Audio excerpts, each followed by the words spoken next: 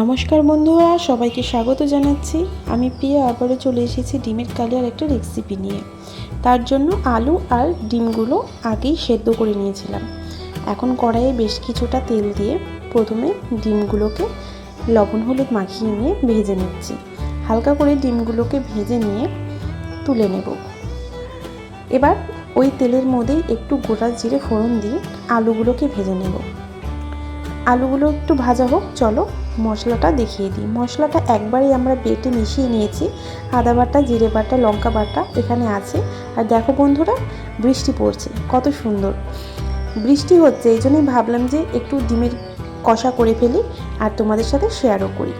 যা গরম পড়েছিল তখন কিন্তু ডিমের কষা সেরকমভাবে খাওয়া হয়নি। এখন বৃষ্টির জন্য হালকা হালকা একটু ঠান্ডা লাগছে, তাই ভাবলাম ডিমের কষার রেসিপিটা তোমাদের সাথে শেয়ারও করি। আলুগুলো ভাজা হয়ে গেছে, একটু লবণ আর পরিমাণ মতো হলুদ দিয়ে নিয়ে আবারও একটুখানি ভেজে নিচ্ছি। আর এখন প্রথমে পেঁয়াজ বাটা দেব। পেঁয়াজ বাটা দিয়ে আলুর যে জিরে বাটা, লঙ্কা বাটা একবারে আমরা বেটে নিয়েছিলাম, সেই মশলাটাও কিন্তু দিয়ে দিচ্ছি। এবার একটু ভালো করে নাড়াচাড়া দিয়ে নেব। আর এখন দিয়ে দেবো একটু পরিমাণ মতো হলুদ। লবণটা তখন একবারে অনেকটা দিয়ে নিয়েছি, এই জন্য লবণটা এখন দিচ্ছি না। হলুদ দিয়ে মশলার সঙ্গে আলুগুলোকে ভালো করে কষিয়ে নেব।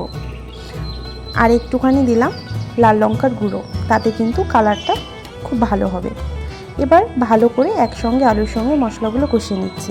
তোমাদের কার কার এই ডিম কষা খেতে ভালো লাগে আমাকে কিন্তু কমেন্ট করে বলবে। আমার কিন্তু ডিমের এরকম কালিয়া কিন্তু খুব ভালো লাগে।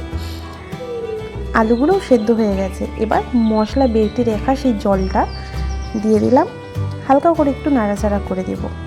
যখন দেখব একটুখানি তরকারিটা ফুটে এসছে, তখন ভেজে রাখা ডিমগুলো দিয়ে একটুখানি নাড়াচাড়া করে নিচ্ছি। আমাদের রেসিপি কিন্তু রেডি হয়ে গেছে। তোমাদের কার কার ভালো লাগলো কমেন্ট করে জানাবে। আর ভালো লাগলে সাবস্ক্রাইব করে দেবে। ফেসবুক পেজ থেকে যারা দেখছে ফলো করে দিও বন্ধুরা। টাটা।